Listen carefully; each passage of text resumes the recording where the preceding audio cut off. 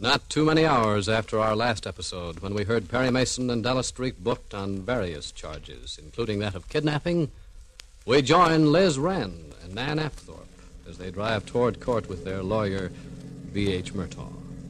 At the moment, they're listening to a news broadcast on the car radio. And that is the international picture up to this moment.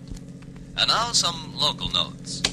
Liz! Oh, I'm sick. But he's going to say something about the trial. I know he's going to say something about the trial. You'll be in the courtroom yourself in a very few moments, Nan. What difference does it make? B.H. Does it make a great deal of difference, Mrs. Wren? Oh, of course not. No difference at all. Yeah. Naturally, anything the beautiful Miss Apthorpe wants, the beautiful Miss Apthorpe should get. Not everything, Mrs. Wren. But if she wants to listen to a news commentator, I'd say that was an innocent enough pleasure. Yeah. And, of course, the most interesting event on the local legal scene will be the combined trial of Mrs. Mary McKean, Mr. Perry Mason, and Miss Della Street. Good. The trial begins in Judge Albert Dollo's court at 10 this morning. As you know, all three have been indicted on the unusual charge of kidnapping Mrs. McKean's year-old son. As you also may remember, Perry Mason, prominent lawyer, with his secretary, Miss Della Street, has been a fugitive from the police for several days. The two were arrested only last night. It will be interesting to learn what a man of Perry Mason's prominence will have to say. You've heard enough, Nan. I guess I've had to. But I did want to hear what V.H. Murtaugh had to say. You did have something to say, didn't you, B.H.? Oh, a great deal. I think you're both perfectly disgusting. Why? Because we're holding hands in front of you? No. After all, you mustn't deny nature, Mrs. Wren. Me and B.H. have begun a beautiful romance, Liz. Haven't we, B.H.? Yes, my dear, beautiful. That's why I got up so early this morning. I want to see B.H. in action. Well, I hope I won't disappoint you. I'm sure you won't. I'm expecting you to put on quite a show, and to begin right off, too. Really, Nan, this is an important trial, not some sort of a performance. And with Perry Mason... Now, what are you so nervous about, Liz? Gee, I never saw such a woman. First, she's scared because Mason and his secretary get away. Now she's scared because they've been arrested and brought to book. No satisfying her. And Mrs. Wren is merely wise enough to know Mason is a very clever man. And while we may have him in one sense, he may have us in another. Something that mind of yours could never comprehend, my lovely. Well. However, dear Mrs. Wren, I think I can relieve your mind. Oh? About any ace Mason may have up his sleeve. We'll be able to trump it. There's not a chance of his squirming out from under. Not now.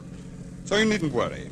Either about being dragged into a complete unpleasantness or a horrible thought of having your precious nephew and his trust fund taken away from you. You're sure?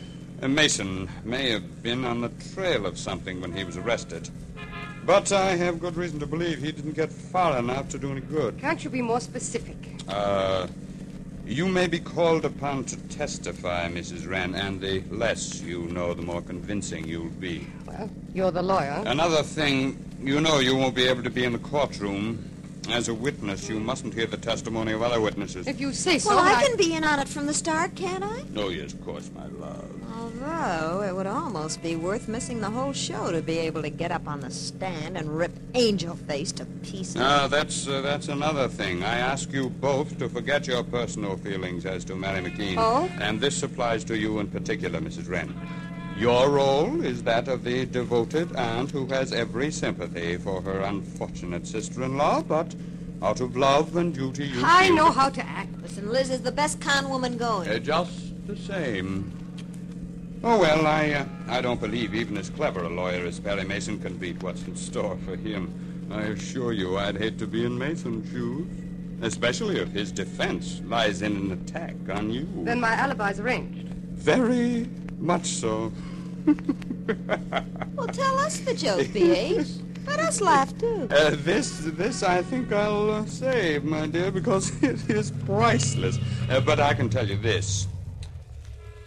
Even if all our witnesses are discredited, which is unlikely after the drilling I've given them, we can still keep you in the clear, which means no matter what happens, you keep your precious nephew and his money.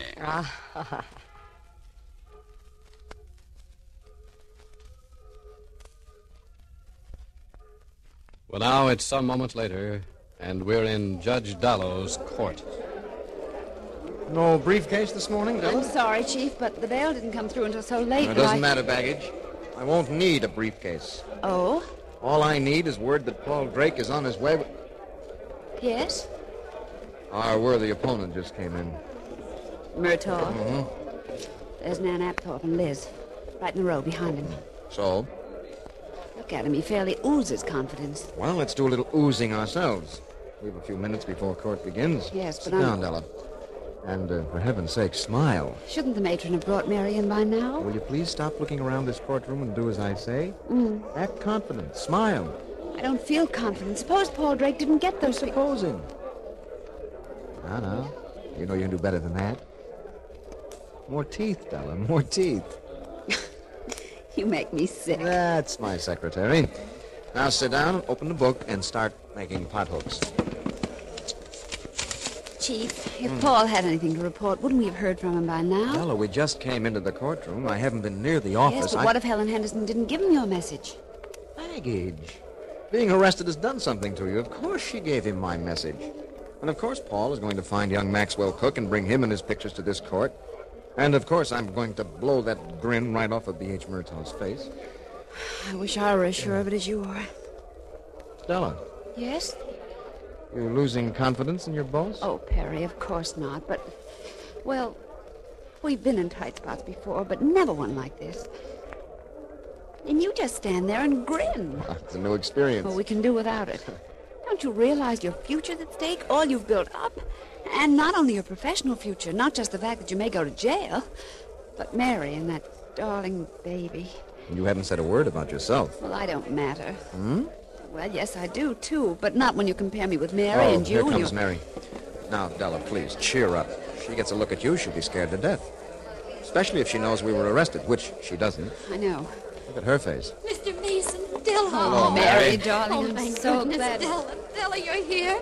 I knew you'd be here when court began. I only told them what you told me to say, Mr. Mason. They didn't get a thing out of me. I knew I could depend on you, Mary. And now you've done it. Now you've done what you set out to do.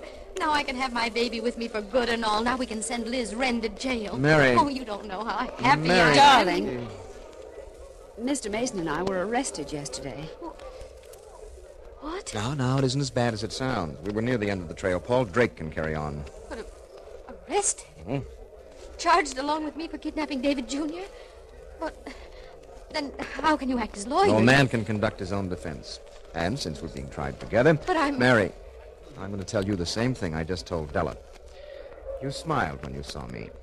You looked confident then. You keep right on smiling and keep on looking confident because we're going to win. That's fine. That's the stuff. You're a much better actress than Della. Why, I resent that. Mr. Mason. I said we were going to win, didn't I? Yes. We are. I tell you now, we're on to something that'll send your sister-in-law right where we want her. To jail? To jail. Now... Mr. Mason? Yes. I have a message for you. Oh? Thank you. Not at all. What is it, Chief? I'll find out. Paul Drake? And? It was written early this morning. Paul received my message from Helen Henderson and is out following my instructions. Getting hold of Max Cook in a snapshot. Exactly. What snapshots, Mr. Mason? Photographs taken of you, Mary, and Jim Randall. Oh. Others, too, we hope. But I don't understand. Well, there was a crowd on hand when those pictures were taken. Among them, an enterprising young man who took some snapshots on his own. Yes? I'm hoping that in his collection he has one snap showing Elizabeth Wren on that set. Oh. Let me find one, just one picture tying Liz Wren into that swindle, and I'll make her sorry she was ever born. As well as put David Jr. back in your arms where he Oh, belongs. Mr. Mason. Oh, you've got the kind of smile I want you to have. Oh, just in time, too. Here comes His Honor. It appears we're about to begin. Mason sounds confident, doesn't he? But then he doesn't know what B.H. Murtaugh is planning for him. Yes, there'll be surprises and drama plenty as this courtroom fight unfolds, so join us tomorrow for sure.